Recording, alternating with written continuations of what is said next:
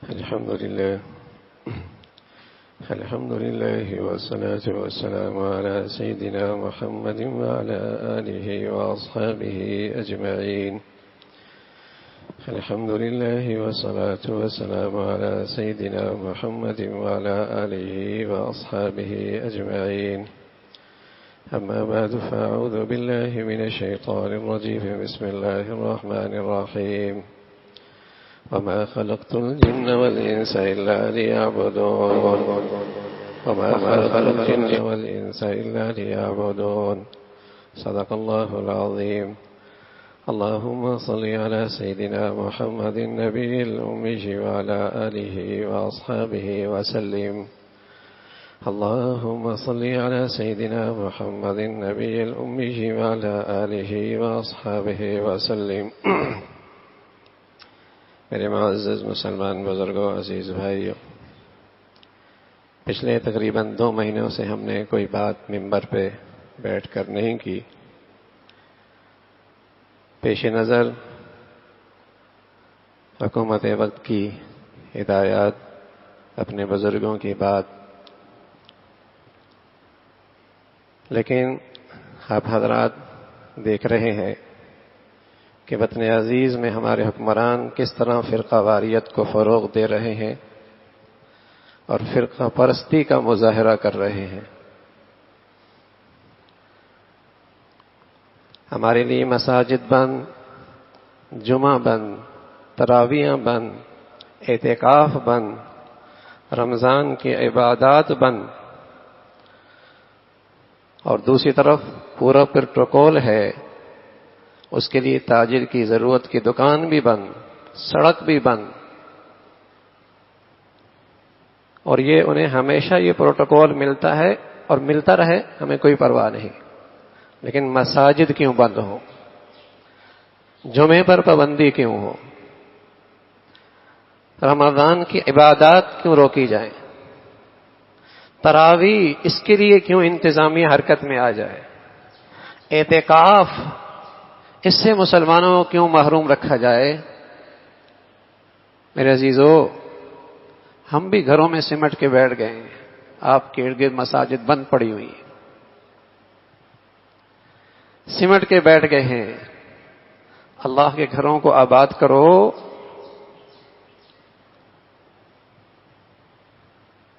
کس انداز سے یہ پورا رمضان دیندار طبقے کو ذہنی ٹارچر دیا گیا، ذہنی ٹارچر دیا گیا. وکیل بھی بولتا ہے مساجد، ڈاکٹر بھی بولتا ہے مساجد، صحافی بھی بولتا ہے مساجد، اینکر بھی بولتا ہے مساجد، جج بھی بولتا ہے مساجد. اب کوئی کیوں نہیں بولتا؟ اب کیوں نہیں بولتا؟ کوئی پریس کانفرنس کیوں نہیں کرتا؟ وائرس ہے، لیکن اسے آپ اہل دین کے خلاف، تاجروں کے خلاف، صنعتکاروں کے خلاف، ملک کے عدم استحکام کی طرف اسے لے جائیں اور ملک کو فرقہ واریت میں جھونک دیں. وطن عزیز، محب وطن مسلمان اسے برداشت نہیں کر سکتا. اہل دین اس ملک سے محبت کرنے والے ہیں، اس ملک کا تحفظ چاہتے ہیں، لیکن حکمران فرقہ پرست ہیں، یہ فرقہ واریت کو فروغ دے رہے ہیں. انتظامیہ میں کالی بھیڑیاں ہیں جنہوں نے مساجد کے خلاف، اہل دین کے خلاف، اور انتظامیہ اور ذرائع ابلاغ میں ایک لابی ہے جس نے مساجد کو خاص طور پہ ٹارگٹ کیا گیا ہے، اور نادان ڈاکٹر، طبیب یہ بھی استعمال ہوئے ہیں. اللہ کے گھر، کیا ہم ایس او پیز استعمال نہیں کر رہے؟ ہم اس کا اہتمام نہیں کر رہے؟ پورے کراچی، پورے ملک میں سب سے زیادہ ایس او پیز کا استعمال الحمدللہ مساجد میں ہو رہا ہے. لیکن یہ ٹارگٹ ہے. بہرحال جمعہ بھی ہوگا، تراویح بھی ہوگی، تاکراتیں بھی ہوں گی، آباد ہوگی مسجد، تراویحیں بھی ہوں گی، لیکن آپ لوگوں کو بھی ہمت کرنی ہوگی. آپ لوگوں کو بھی اللہ کا گھر آباد کرنا ہوگا. ابھی عید کی نماز انہیں ستائے گی، ابھی عید کی نماز آنے والی ہے، اب انہیں ستائے گی. ڈاکٹر بھی بیٹھیں گے، سیاستدان بھی بولیں گے، اینکر بھی بولیں گے، صحافی بھی بولیں گے، حکمران بھی بولیں گے، عید کی نماز، یہ پھر ستانا شروع کر دے گی انہیں. یہ ہماری کمزوری ہے، اور یہ ہماری کمزوریوں سے یہ ناجائز فائدہ اٹھا رہے ہیں. یہ تو ہماری شرافت ہے.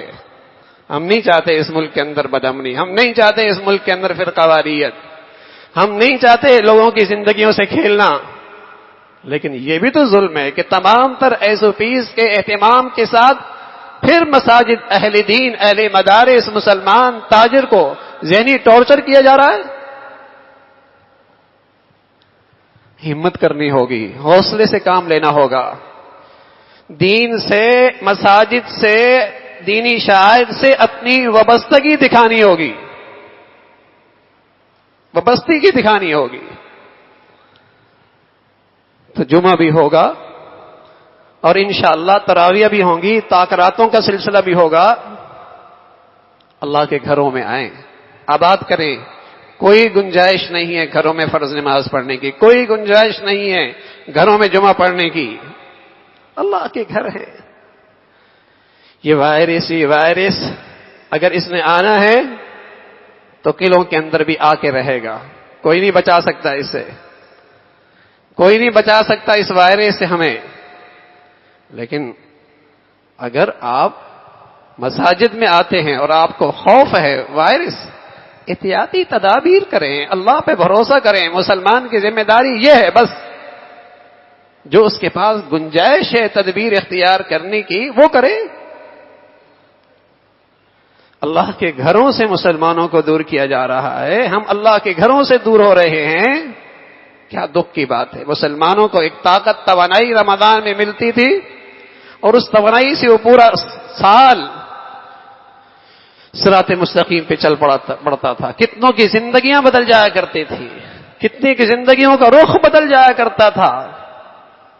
پورا مہینہ ہمیں ذہنی ٹارچر دیا گیا، ذہنی طور پہ پریشان رکھا گیا. کبھی ہم نیچے اندھیروں میں نماز پڑھ رہے ہیں، کئی لائٹیں بند کر رہے ہیں کہ ہم مقبوضہ کشمیر میں ہیں، کیا ہم کافروں کے ملک میں ہیں. جب ہماری حرکتیں مسلمانوں کے ساتھ، مساجد کے ساتھ یہ ہوں گی تو پھر ہندوؤں پہ کیا رونا کہ انہوں نے مساجد ڈھا دی، انہوں نے اذانوں پہ پابندی لگا دی، انہوں نے اللہ کے گھر بند کر دیے. ہم کیا کر رہے ہیں؟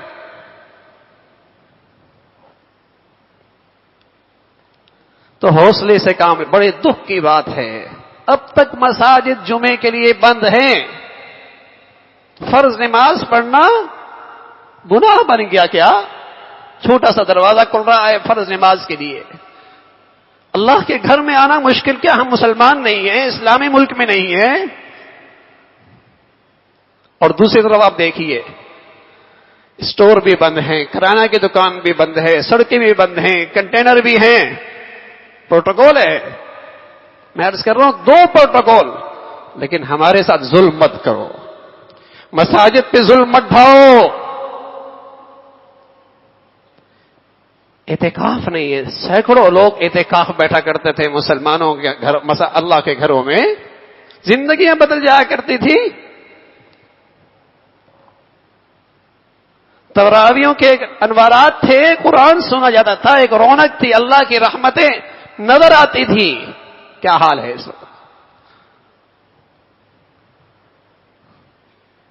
تو عید کی نماز بھی ہوگی اور اہتمام سے ہوگی. میں نے کہا باہر جگہ نہ ہو، سڑک پہ بنائے. ہاں ایس او پیز کا اہتمام ہو، اس کا ہم اہتمام کر رہے ہیں، پہلے بھی کر رہے ہیں. جب سے یہ معاملہ ہے گیٹوں پہ مستقل ماسک استعمال ہو رہا ہے، ہزاروں استعمال کر چکے ہیں، عطیہ کر چکے ہیں. ہم ان ہدایات پہ عمل پیرا ہیں. لیکن یہ کیا ظلم ہے کہ تراویح نہیں ہے، اعتکاف نہیں ہے. وہاں مجلسی بھی ہیں، جلوس بھی ہیں، سب کچھ ہے. یہ فرقہ واریت کو فروغ دیا جا رہا ہے، یہ تعصب کو فروغ دیا جا رہا ہے. یہ فرقہ پرست حکمران اس ملک سے دشمنی کر رہے ہیں.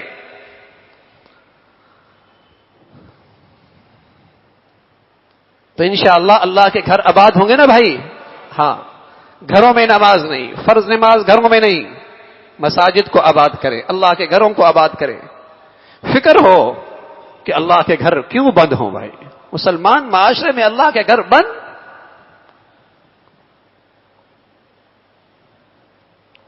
رمضان کا یہ مقدس مہینہ ہے، چند باتیں عرض کرنی ہیں. وما خلقت الجن والانس الا لیعبدون. رمضان کیوں آیا ہے؟ اللہ رب العزت کے حکم سے میرا اور آپ کا اس دنیا میں آنا ہے. اس کی چاہت ہوئی تو میں اور آپ آئے ہیں، اور جائیں گے بھی اسی کی مرضی سے. آنا بھی اسی کی مرضی سے ہے، جائیں گے بھی اسی کی مرضی سے. ہم آئے بھی اپنی مرضی سے نہیں ہیں، جانا بھی ہمارا اپنی مرضی سے نہیں ہے. درمیان کی زندگی کا جو عرصہ ہے، یہ زندگی کیسے گزارنی ہے اسی ذات نے بنایا ہے کہ زندگی کا مقصد تمہارا کیا ہے. اسے حق ہے، اس ذات نے بھیجا ہے، اور اسی کی مرضی سے اس دنیا سے جانا ہے. اسی ذات نے میرے اور آپ کی زندگی کا مقصد بتایا ہے. وما خلقت الجن والانس الا لیعبدون. تمہاری زندگی کا مقصد میری بندگی ہے. یہ میری زندگی کا، میرے اور آپ کی زندگی کا مقصد اللہ نے بتا دیا. اللہ کی بندگی ہے تو بندہ ہے، ورنہ سراسر شرمندگی ہے. اللہ کی بندگی کے اس دنیا میں آئے ہیں. اور یاد رکھیں مسلمانوں، میرے اور آپ کی زندگی کا مقصد اللہ کی بندگی ہے، اور اسلامی ریاست، اسلامی ملک، اسلامی حکومت کا فریضہ اور ذمہ داری ہے کہ مسلمانوں کے لیے ایسی فضا ہموار کرے جس سے مسلمان اللہ کی بندگی اہتمام سے کر سکے. الذین ان مکناہم فی الارض اقاموا الصلاۃ وآتوا الزکاۃ وامروا بالمعروف ونہوا عن المنکر. فرمایا جب اللہ مسلمانوں کو اقتدار دیتا ہے، زمین پہ اختیارات دیتا ہے، ان مکناہم فی الارض، کیا کرتے ہیں زمین پر؟ اقاموا الصلاۃ وآتوا الزکاۃ وامروا بالمعروف ونہوا عن المنکر. اس اسلامی ریاست کی اولین ذمہ داری ہے کہ وہاں اللہ کی بندگی کی فضا ہموار کی جائے.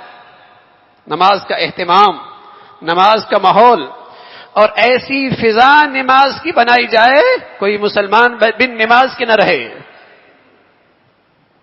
وَأَمَرُوا بِالْمَعْرُوفِ وَنَهَوْا عَنِ الْمُنكَرِ. یہ اسلامی ریاست کی ذمہ داری ہے. مسلمان حکمرانوں کا فریضہ، پہلی اولین ذمہ داری ہے وَأَمَرُوا بِالْمَعْرُوفِ وَنَهَوْا عَنِ الْمُنكَرِ، کہ وہاں نیکیوں کو فروغ ملے، وہاں نیکیوں کو فروغ ملے، اس کی حوصلہ افزائی ہو، اس کی اشاعت ہو، اور برائی اور گناہ اور اللہ کی نافرمانی اس کی بیج کنی ہو، اس کی حوصلہ شکنی ہو، اس کے لیے رکاوٹیں کھڑی ہوں. لیکن یہ کب ہوگا؟ جب مسلمان اپنی زندگی کا مقصد اللہ کی بندگی بنائیں گے، تب ایسے لوگ اوپر آئیں گے نا. اور جب عمومی طور پہ مسلمان اپنی زندگی سے اور زندگی کے مقصد کو فراموش کر بیٹھے گا، پھر ایسے ہی آئیں گے جیسے آ رہے ہیں. رسول اللہ صلی اللہ علیہ وسلم فرمایا کرتے تھے اعمالکم اموالکم. بدعمالیوں کی ایک بڑی سزا یہ ہوتی ہے، ظالم حکمران مسلط ہو جاتے ہیں، بے دین مسلط ہو جاتے ہیں.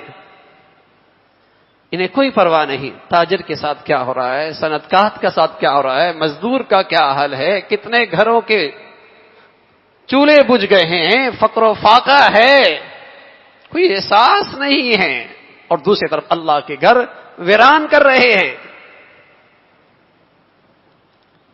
تو زندگی کا مقصد اللہ کی رضا ہے، اللہ کی رضا. باقی ساری چیزیں زندگی کی یہ ضروریات زندگی ہیں، یہ ضروریات زندگی ہیں. تجارت، زراعت، کھانا پینا، رہائش، محنت مزدوری، یہ سب ضروریات زندگی ہیں تاکہ مقصد بآسانی پورا ہو سکے، تاکہ اللہ کی بندگی بآسانی یہ منزل طے ہو سکے. ایک بچہ امتحان حال میں جاتا ہے اور اس کے ہاں ایک پیش نظر ایک مقصد ہوتا ہے، پرچہ اچھا حل ہو، لیکن ساتھ وہ بہت ساری ضروریات بھی استعمال کرتا ہے، پانی بھی پیتا ہے، پنکھا بھی چلاتا ہے، لائٹ بھی لیتا ہے، کرسی بھی استعمال کرتا ہے. یہ سب اس کی ضروریات ہیں. لیکن ان ضروریات کی خاطر کبھی اپنے مقصد کو فراموش نہیں کرتا. اگر کوئی نادان آدمی انہی چیزوں میں الجھ کر بغیر پرچہ کیے واپس آ جائے، کیا کہا جائے گا؟ بڑا نادان احمق آدمی ہے، بڑا نادان ہے۔ اور اگر مقصد اپنا پورا کر لے، پرچہ اچھا حل کر لے اور ساتھ ساتھ یہ ضروریات بھی استعمال کر لے، کیا کہا جائے گا؟ بڑا سمجھدار آدمی، مقصد پہ آ گیا۔ تو میرے عزیزو، زندگی کی ساری ضروریات یہ اسی وقت مبارک ہیں، یہ اسی وقت مبارک ہیں، یہ اسی وقت باعث اجر ہے، اس سے اسی وقت اللہ کا قرب نصیب ہوگا جب میرے اور آپ کی زندگی جینے مرنے کا مقصد اپنے اللہ کو راضی کرنا ہوگا۔ ان صلاتی ونسکی ومحیای ومماتی للہ رب العالمین۔ نماز بڑی چیز ہے، قربانی بڑی چیز ہے، لیکن اللہ کو مجھ اور آپ سے مطلوب کیا ہے؟ میرا اور آپ کا اللہ مجھ اور آپ سے چاہتا کیا ہے؟ جینا اور مرنا یہ سب کچھ اللہ کی خاطر ہو، جینا اور مرنا یہ سب کچھ اللہ کی خاطر ہو۔ اللہ مجھ اور آپ سے یہ چاہتے ہیں۔ ان صلاتی ونسکی ومحیای ومماتی للہ رب العالمین۔ جینا بھی اللہ کے لیے ہو، مرنا بھی اللہ کے لیے ہو۔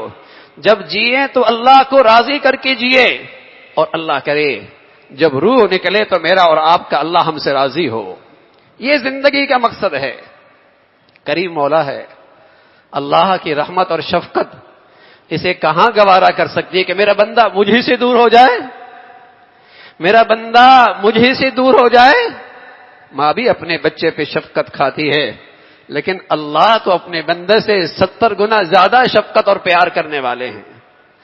کہاں اللہ کو یہ پسند ہے کہ میرا بندہ مجھے سے دور ہو جائے؟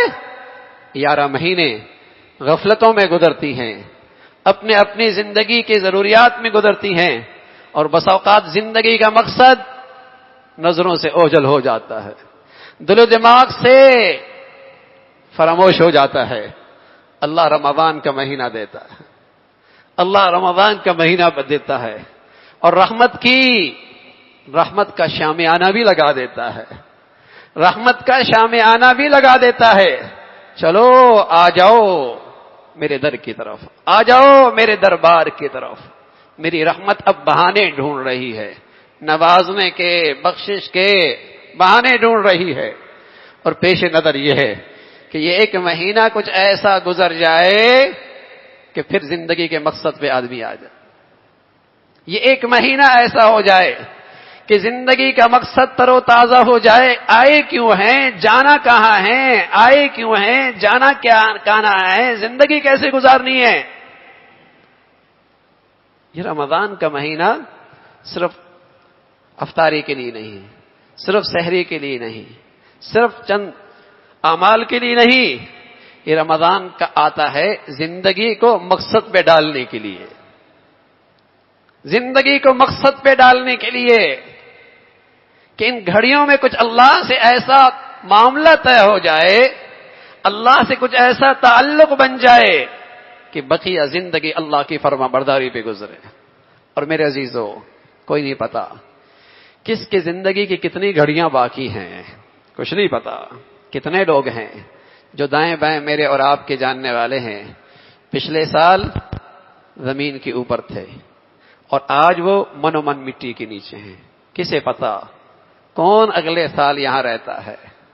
لیکن کیا ہی اچھا ہے ان گھڑیوں میں ہم اپنی زندگی کے مقصد پہ آ جائیں، اور یہ ہم دل و جماعت سے یہ فیصلہ کر لیں کہ اب زندگی گزرے گی تو اللہ کی اطاعت اور فرما برداری کی گزرے، کچھ بھی ہو جائے ہر حال میں اللہ کے حکموں کی تعمیل ہوگی۔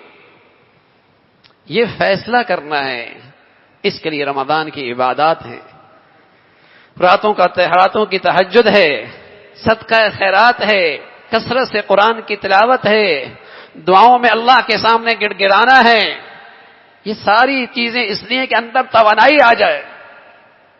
حضرت مجدد الفسانی رحمۃ اللہ علیہ فرمایا کرتے تھے، جیسے ایک قطرے کو سمندر اور دریا سے کوئی نسبت نہیں، پورے سال اللہ کی رحمت برسنے والی رحمت اس رمضان کی رحمتوں اور برکتوں سے اتنی بھی نسبت نہیں جتنے اس ایک قطرے کو دریا اور سمندر سے ہوتی۔ اس قدر اللہ کی رحمت کی برسات ہیں ان مہینے میں۔ تو یہ گھڑیاں ہیں میرے عزیزو، اور ان گھڑیوں کی سب سے بڑی عبادت اور ان گھڑیوں کا سب سے بڑا فریضہ، ان راتوں کی سب سے بڑی عبادت اور ان راتوں کا سب سے بڑا فریضہ، عائشہ رضی اللہ تعالیٰ عنہ ام المؤمنین، مسلمانوں کی روحانی اماں، فرمانے لگے یا رسول اللہ، کسی کو رمضان کی اور شب قدر کی رات مل جائے تو کون سی عبادت کرے؟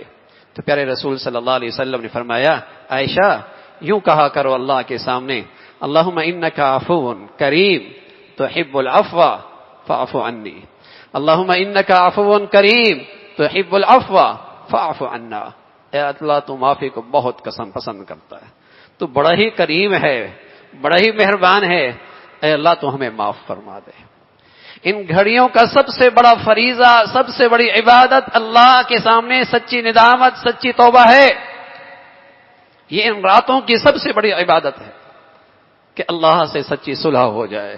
میرے عزیزو، رسول اللہ صلی اللہ علیہ وسلم فرمایا کرتے تھے ایک آدمی صحرا میں سفر کر رہا اور اس کی زندگی کا سارا سامان اس کی سواریوں پہ ہے، پڑاؤ ڈالتا ہے، آرام کے لیے لیٹتا ہے، آنکھ کھلتی تو سواری نظروں سے اوجھل ہے، پانی بھی اسی میں ہے، کھانے پینے کا سامان بھی اسی پہ ہے، زندگی کا سارا سلسلہ اسی سواری پہ ہے، نظروں سے اوجھل ہے، بسیار تلاش کرتا ہے، مایوس ہو کے موت کا انتظار کرتا ہے، آخری سانسوں کے نکلنے کی فکر میں بیٹھ جاتا ہے، اتنے میں اسے سواری نظر آتی ہے۔